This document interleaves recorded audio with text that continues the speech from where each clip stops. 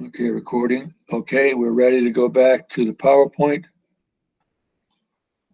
So notice this is what we talked about.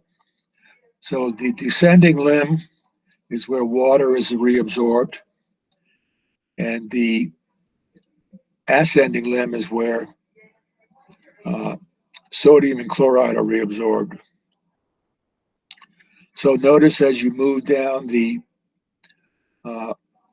descending loop and the ascending loop, the concentration solutes of sodium and chloride become very concentrated. Excuse me, sorry. And that helps move water. The reabsorption of water is greatly enhanced by the amount of sodium chloride removed from the ascending limb, and that greatly increases the concentration of sodium chloride in the area outside the tubules. And there we're going to have osmosis. Water is going to move from the area of high concentration of solute to low concentration of solute.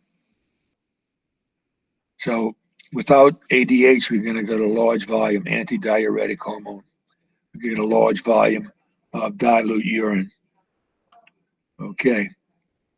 So if you have antidiuretic hormone, you're going to have greatly enhanced absorption of water and absorption of sodium, reabsorption of sodium and chloride. Okay. So movement of water out of the descending loop. Then we have the sodium and chloride movement from the ascending loop is enhanced. Also, ADH is going to cause reabsorption of water from the collecting duct, and that's going to greatly reduce the volume of a very concentrated urine. So notice hormonal control is very important from the posterior pituitary and from the adrenal cortex. So that's antidiuretic hormone, and aldosterone can also be involved.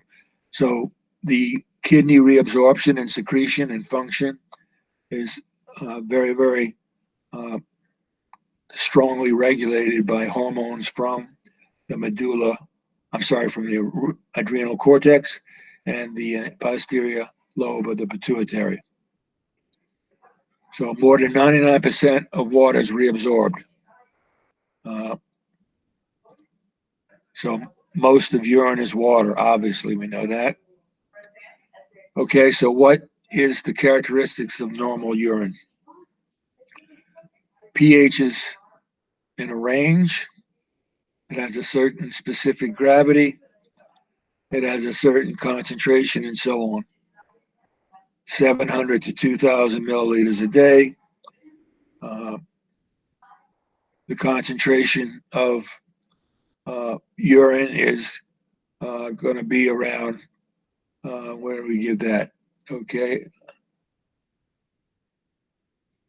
Okay, I'm missing that. Oh, seawater is much higher. Freshwater body fluids. Well, the blood is around 300. So the concentration of the urine can vary. So this is how much we can put out a day. It's going to vary. It's going to be sterile. It's going to have a pH in this range, and it's going to have a specific gravity. So the higher the specific gravity, the more dissolved materials that are in the urine. So here we have a summary.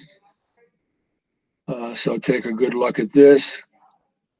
So make sure you read through here. And we've talked about all these processes. So the reabsorption depends on diffusion, osmosis, and active transport. Water follows salt, and hormonal mechanisms are very important. I've mentioned aldosterone, antidiuretic hormone, osmosis, and so on. So go through this and step by step read and follow the numbers.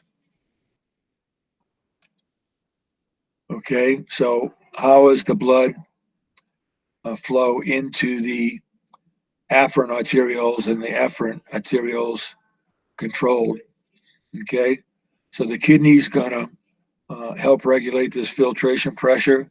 The sympathetic system also is going to help regulate what happens in the kidney. So angiotensin 2 is produced from renin. Renin is converted into this. This is for to control low blood pressure. Aldosterone and ADH are needed when you have to reabsorb water and reabsorb more sodium. Atrial natriuretic peptide is produced in the atrium, and we'll talk about that in a moment. Okay, so the renin angiotensin system, let's see if we get a bigger, no, we don't. Okay, so renin angiotensin is going to help regulate homeostasis. So if there's a decrease in blood flow to the kidneys, decreased filtration, decreased pressure, the renin is produced. It's converted into angiotensin 2 in the lungs. And by the way, the receptor for angiotensin 2 is the receptor that COVID uses to get into your lungs. So when you have this angiotensin 2, it's going to cause constriction of the efferent arteriole, the one leaving. So that's going to stop blood flow to the efferent, and the blood pressure is going to go up. The adrenal gland is going to release aldosterone, and that's going to increase sodium retention, which increases water reabsorption. You have antidiuretic hormone, increases fluid retention, increased sympathetic motor tone. It's going to constrict the veins, which helps raise the arterial pressure and the cardiac output. So here we have a process where you have a drop in blood pressure and volume, and the kidney releases renin, which is converted into angiotensin 2.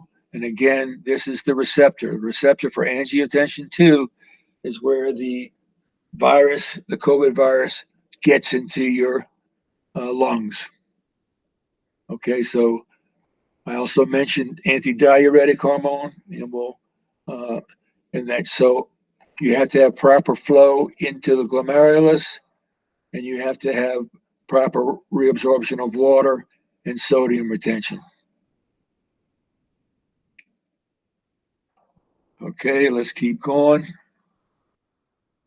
So we have the bladder right here. The ureter in the male is going to come from the kidneys. The bladder is going to store urine, and that urine will be released into the urethra. Here's the urethra right here, and this is the prostate gland. So as you urinate, urine will be released into this urethra and eliminated by urination in the male.